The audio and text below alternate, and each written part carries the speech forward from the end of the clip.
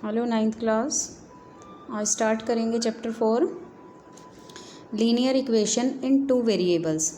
Two variables मतलब देखिए ये आप इक्वेशन देख रहे हैं, इसमें x और y दोनों हैं, तो ये टू वेरिएबल्स हो गए। ठीक है, अब जब किसी इक्वेशन में ओनली x हो या ओनली y हो या ओनली a हो या ओनली b हो तो उसको हम इक्वेशन इन वन वेरिएबल बोलते हैं, तो ये टू वेरिएबल में है। ठीक है, दूसरी बात लीनियर कैसे है, जब किसी पोलिनोमियल की पावर जो है, डिग्री जो है वो 1 हो तो उसको लीनियर बोलते हैं। तो ये linear equation in two variable है हमारा चैप्टर।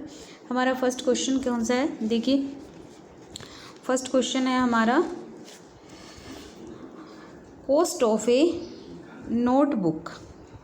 देखिए cost of a notebook is double as a pen.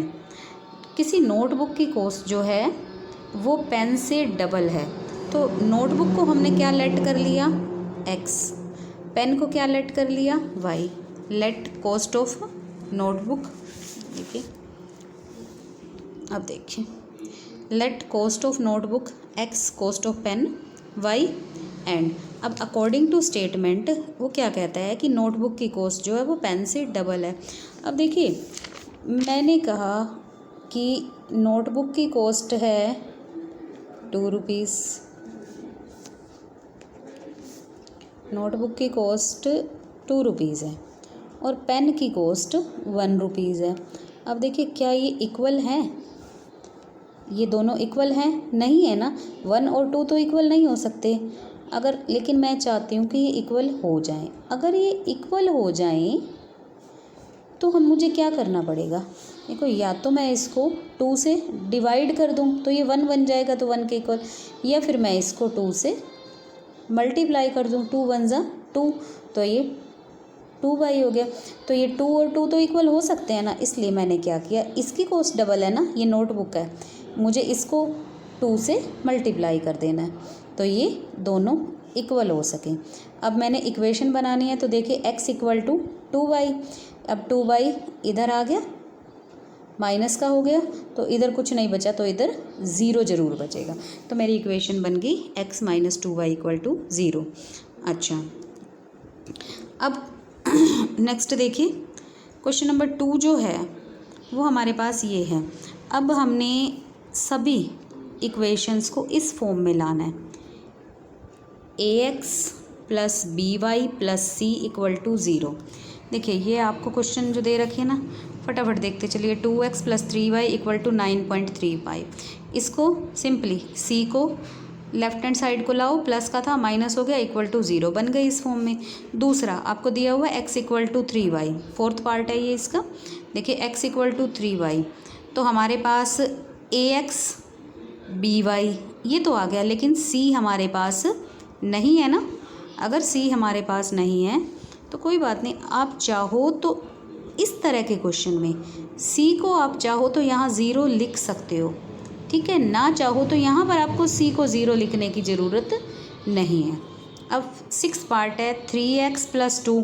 अब देखिए ये x वाला, क्योंकि हमारी इक्वेशन क्या कहती थी, ax प्लस by, b जो है वो सिर्फ y के साथ आ सकता है, जो कांस्टेंट टर्म होती है, मतलब इसके साथ कोई वेरिएबल नहीं है ना, तो ये c ही होगा। अब देखिए ये a है 3 और ये c है 2, तो हमारे पास b नहीं है ना, तो देखिए हम अपनी मर्ज़ी से तो कुछ ऐड कर नहीं सकते, तो इसमें हम 3x प्लस 0y लिख देते हैं। 0y का मतलब जब 0y से मल्टीप्लाई होएगा तो वो हमारा 0 हो जाएगा, क्योंकि कुछ नहीं था तो 0 है, तो 0y प्लस 2, तो हमने कुछ ऐड भी नहीं किया और कर भी दिया। देखिए प्लस 2 इक्वल टू 0।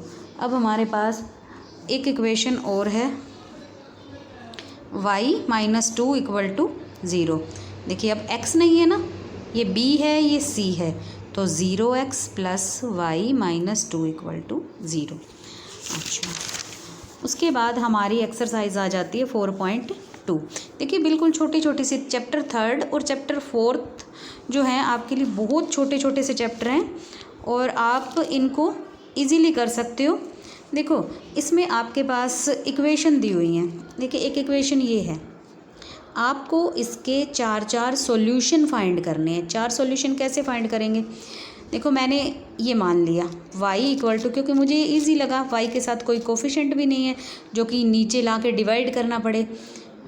आप चाहो तो x equal to 7 minus y कर दो और फिर जो 2 है x के साथ वो इसके नीचे आ जाता, लेकिन मैंने ऐसे किया y equal to 7 minus 2x।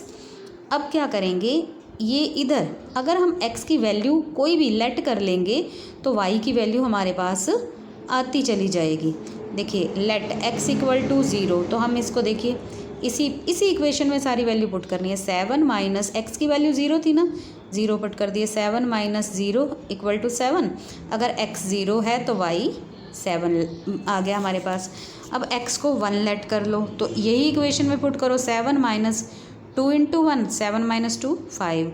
x को 2 लेट कर लिया, 7 माइनस 2 इंटू 2 4, तो 7 माइनस 4 3 आ गया। उसके बाद x इक्वल टू 3, तो ये था ना हमारे पास 7 माइनस 2x, तो x की जगह 3 पुट कर लो, तो 7 माइनस 6 इक्वल टू 1। अब एक थोड़ा सा क्वेश्चन, ऐसे क्वेश्चन करवा रही हूँ जो आपको थोड़े से देखने में टफ लगे। देखिए pi x plus y equal to 9। अब इसके भी आपने 4 सॉल्यूशन निकालने हैं। फिर वही y ले लो, यहाँ आ जाएगा 9 माइनस पाई एक्स, प्लस का था माइनस में आ गया। अब वही x को आपने, क्योंकि इधर x है ना, तो x को आप 0 लेट कर लो तो हमारे पास y की वैल्यू आ जाएगी। y इक्वल टू 9 माइनस 0 पाई, तो 0 पाई है तो वो 0 ही हो जाएगा, तो 9 माइनस 0 9। जब x 0 है तो y 9 हो गया।